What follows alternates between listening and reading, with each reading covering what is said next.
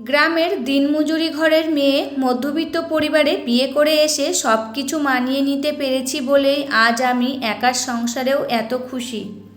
হরে কৃষ্ণ আমার সকল প্রিয় বন্ধুরা, শুভ সকাল। তোমরা সবাই কেমন আছো? আশা করছি তোমরা যে যেখানে আছো সবাই খুব ভালো আছো আর সুস্থ আছো। আমরাও না বেশ ভালো আছি।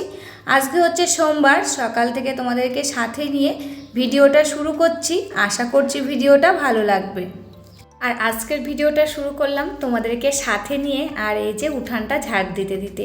তা দেখো বাসি উঠানটা ঝাড় দিয়ে নিচ্ছি, বাড়ির ভিতরটা আগে ঝাড় দিয়ে নিয়েছি, তারপরে এই যে বাইরের দিকটা এখন ঝাড় দিয়ে নিচ্ছি।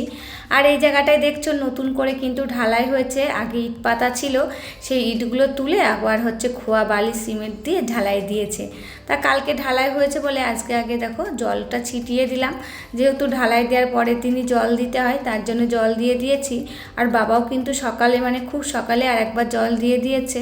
আর দেখতেই পারলে যে মিস্ত্রি কাকুরাও কিন্তু কাজে চলে এসেছে, তা ওরাও কিন্তু কাজ শুরু করবে। তা দেখো উঠানটা ঝাড় দিয়ে একেবারে স্নান করে নিয়েছি, নিয়ে চলে এসেছি ঠাকুর ঘরে। আর আজকে যেহেতু সোমবার, প্রথমেই শিবের মাথায় জল ঢেলে নিলাম। আর এই যে এখন প্রসাদের থালাটাও সাজিয়ে নিয়েছি, আর এই যে এখন ঠাকুরের সামনে দিয়ে দিচ্ছি। ঠাকুরের থালাগুলো সাজিয়ে দেখো গ্লাসগুলো দিয়ে দিচ্ছি, তারপরে আরতি করে নেব, তাহলে কিন্তু পুজো দেওয়াটা আমার কমপ্লিট হয়ে যাবে।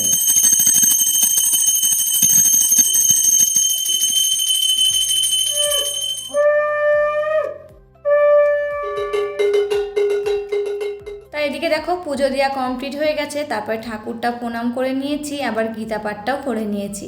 নিয়ে চলে এসেছি একেবারে রান্নাঘরে। এসে এই যে চা বসিয়ে দিয়েছি, তার আগে কিন্তু একটু গরম জল খেয়ে নিয়েছি।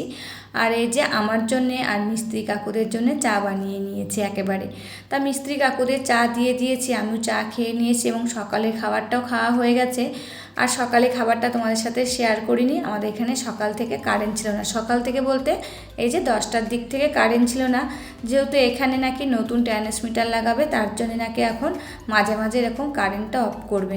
তার জন্য কিন্তু তোমাদের সাথে শেয়ার করতে পারিনি। একেবারে এই যে দুপুরবেলায় রান্নায় চলে এসেছি, তখন থেকে কিন্তু আবার ভিডিওটা শুরু করেছি। আর আজকে কিন্তু শুধুই মাংস রান্না করেছি, অন্য কিছু রান্না করিনি। আর কালকে টক ডাল রয়েছে, ওটা দিয়ে কিন্তু হয়ে যাবে। আর মাংস রান্না করলে তোমরা তো জানোই আমি কিন্তু সেরকম সবজি রান্না করি না, ওই যে রান্না করলে কিন্তু থেকে যায় তার জন্যে। আর শীতকালে কি বলো তো, রাখলেও খাওয়া যায়, আর এখন গরমকাল চলে এসেছে তো বাসি তরকারি না খাওয়াই ভালো। তার জন্য কিন্তু আর বেশি তরকারি রান্না করব না, কালকের একটু ডাল রয়েছে আর এই মাংসটা দিয়ে কিন্তু হয়ে যাবে। তা দেখো মাংসটা কষানো হয়ে গেছে, এদিকে জল দিয়ে দিয়েছি, দিয়ে মাংসটা ততক্ষণে ফুটুক। আর আমি এই যে স্ল্যাবটার পরে ভাত তরকারিগুলো রাখি, সেই স্ল্যাবটায় ভালো করে এখন সাবান স্কচ ব্রাইট দিয়ে মেজে নিচ্ছি, তারপরে একটা ভিজা কাপড় দিয়ে ভালো করে মুছে নেব। আর আমি কিন্তু একটা ছোট্ট গ্রামের দিনমজুরি ঘরের মেয়ে আর চাষি ঘরেরও মেয়ে। আমার বাবার একটু টুকটাক চাষ রয়েছে, আর এই যে মধ্যবিত্ত ফ্যামিলিতে এসে পড়েছি। কি বলতো, এদের তো চাষবাসও নেই, এটাও গ্রাম কিন্তু আমাদের থেকে একটু উন্নত সেই রকম গ্রাম, বুঝেছো? তাই এখানে এসে প্রথম একটু অসুবিধা হতোই, এদের তো সব কিছু কিনে খেতে হয়। আর আমার বাবার একটু বললাম না জমি জায়গা ছিল, সেখানে কিন্তু ধান চাষ সর্ষা চাষ সবই হতো, আমাদের ঘরের তেল ঘরের চাল সবই ছিল মোটামুটি। তাই এখানে তো সবাই কিনে খেত, তখন কিন্তু একটু প্রথম অসুবিধা হতো। আমার বাবা মাকে বলতাম, বাবা মা জানো এরা সব কিছু কিনে খায়, আমার তো কেমন লাগে। তা তোমরা কিন্তু আসবা না সেরকম, আমি যাব তোমাদের সাথে দেখা করতে। তখন তো একেবারে ছোট ছিলাম, আমার 17 বছর বয়সে বিয়ে হয়েছিল। আর এখনকার মেয়েরা কি বলতো, 17 বছর বয়সে সব কিছু শিখে যায়, তখন কিন্তু আমরা অতটা শিখেছিলাম না। তাই বাবা মাকে বলতাম যে সব কিছু কিনে খায়, এদের তো ঘরে তো কোনো কিছুই তো হয় না, তাই বলতাম। তা কি করা যাবে বলো, অনেক গল্প রয়েছে, যদি আমি ইউটিউবটা চালাতে পারি তোমাদের সাথে অনেক গল্পই শেয়ার করব আমার জীবনের। তা দেখো আস্তে আস্তে কিন্তু সব কিছুই মানিয়ে নিয়েছি, আর মানিয়ে নিতে পেরেছি বলে এতটা সুখে রয়েছি আমি। আর এদিকে দেখো তোমাদের সাথে গল্প করতে করতে আমার কিন্তু রান্নাটাও তো হয়ে গেছে। রান্না বলতে শুধু মাংসই করেছি, তারপরে গ্যাস ওভেনটাও ভালো করে মেজে নিয়েছি। আর এই যে বাসনগুলো ছিল বাড়তি, সেই বাসনগুলো কিন্তু একেবারে মেজে ধুয়ে নিলাম। তারপরে কিন্তু লাস্টে ভাতটা বসিয়েছিলাম, যেহেতু মাংস হয়েছে একটু গরম গরম ভাত না হলে হয়।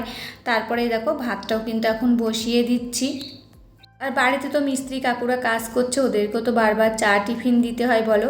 এই যে রান্না করতে করতেই ওই মিস্ত্রি কাকুরদেরও কিন্তু চা টিফিন সবটাই দিয়ে দিয়েছি। এরই মধ্যে ভাত হয়ে গেছে, আবার সবাইকে খেতে দিয়ে দিয়েছি, আর এইটা আমার ভাতটাও বেড়ে নিয়েছি। তারপরে তোমাদের সাথে আবার এই যে বিকেলবেলায় দেখা করছি, ছাদে জামা কাপড়গুলো তুলতে এসেছি। জামা কাপড় বলতে দুষ্টুর কটা জামা কাপড় ছিল সেটাই তুলে নিচ্ছি, আর যে কতটা গাঁথা হয়েছে সেটা তোমাদের সাথে একটু শেয়ার করলাম। বন্ধুরা এখন 5:45 মতো বাজে, আমি এসেছি ছাদে, তোমাদেরকে দেখালাম এই যে কতটা গাঁথা হয়েছে আজকে ছাদটা। কি বলো তো, পুরো ফাঁকা তো ছাদটা, পাপড় তখন কিন্তু একটু ভয় ভয় লাগে। ওর জন্য বাবা বলল এই চারিদিকটা গেঁথে দিই, তাহলে পাপড় নাড়ার সময় অতটা অসুবিধা হবে না। তার জন্যই দেখো চারিদিকটা গেঁথে দিচ্ছে, মানে বেশিটা করে গাঁথবে না, ওই 5-6টা ইট মতন করে গেঁথে দিয়েছে। তা পাপড় নাড়ার সময় অতটা অসুবিধা হবে না। কি বলো তো, যখন নাড়ি না বারবার পিছনের সাইডে তাকাতে হয় যে এই বুঝি পড়ে যাব নাকি, তার জন্য দেখো ছাদটা গেঁথে দিচ্ছে। তা তোমাদের সাথে একটু শেয়ার করলাম, আর দুষ্টু জামা কাপড়গুলো ছিল সেইগুলো তুলে নিলাম। আর দেখো চারিদিকে কেমন পাখি ডাকছে, সব হচ্ছে মানে যার যার বাসায় ফিরছে। তাহলে চলো আমিও নিচে যাই, নিচে যেয়ে খাটটা গোছাবো, ঘরটা ঝাড় দেবো। দুষ্টু গেছে পড়তে, আবার চলে আসার টাইম হয়ে যাচ্ছে।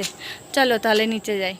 তোমাদের সামনাসামনি একটু কথা বললাম, কথাগুলো কিন্তু একটু বেঁধে বেঁধে যাচ্ছিলো। কি বলো তো, সামনাসামনি তো কথা বলি না, এই যে ভয়েস ওভারটা দিই।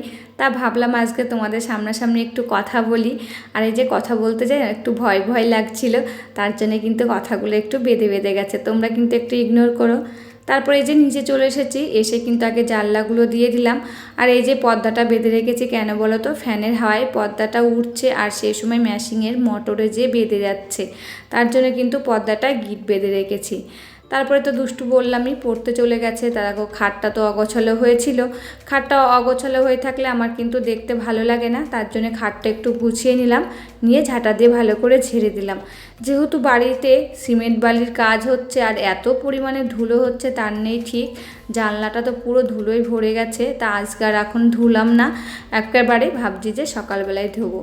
তা দেখো খাটটা তো সুন্দর করে গোছানো হয়ে গেছে, চলে এসেছি সোফার কাছে। সোফাটা এখন একটু সুন্দর করে গুছিয়ে নিলাম। তোমাদেরকে তো বলি সোফাটা দিনের বেলায় অনেক কয়বার গুছাতে হয়, যখনই বসা হয় না সোফাটার পরে তখনই কিন্তু সোফার কভারগুলো একটু কুঁচকিয়ে যায়, আর তখনই কিন্তু আবার গোছাতে হয়, নইলে আবার দেখতে তো ভালো লাগে না বলো। তা দেখো সোফাটা গুছিয়ে নিয়ে একেবারে ঘরগুলো সব ঝাড় দিয়ে নিচ্ছি। তা আমাদের ঘরটা তো ঝাড় দেওয়া হয়ে গেল, তারপরে এই যে ডাইনিংটা ঝাড় দিয়ে নিয়েছি, আর বাবার ঘরটাও ঝাড় দিয়ে নিয়েছি। বাবার ঘরটা শেয়ার করলাম না, বাবা ঘুমাচ্ছে বলে, তার জন্য তোমাদের সাথে আর শেয়ার করলাম না। তারপরে সন্ধ্যা টন্ধা দেখানো হয়ে গেছে, আর এই যে এখন 3 জনের জন্য চা করে নিয়েছি।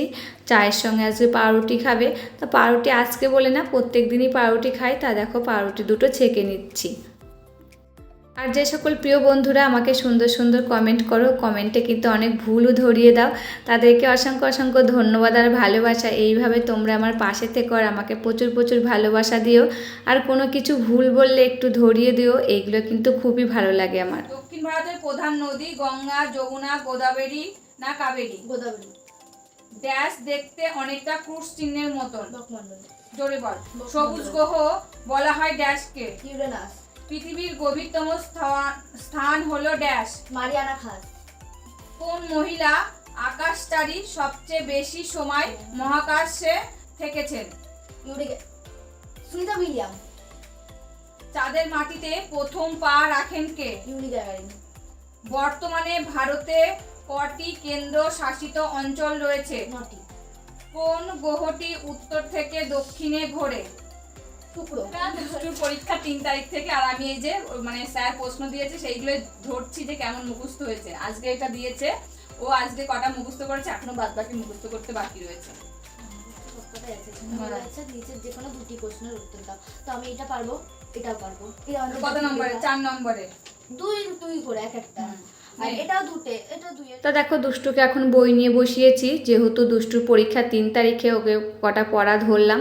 আর এখন এই যে ও একটা প্যারাগ্রাফ লিখছে এপিজে আব্দুল কালাম সম্বন্ধে, তাই একটু তোমাদের সাথে শেয়ার করলাম। আর ও বলে কি আমার হাতের লেখাটা একটু শেয়ার করো, তোমার থেকে আমার হাতের লেখা ভালো, তার জন্য তোমাদের সাথে একটু শেয়ার করলাম।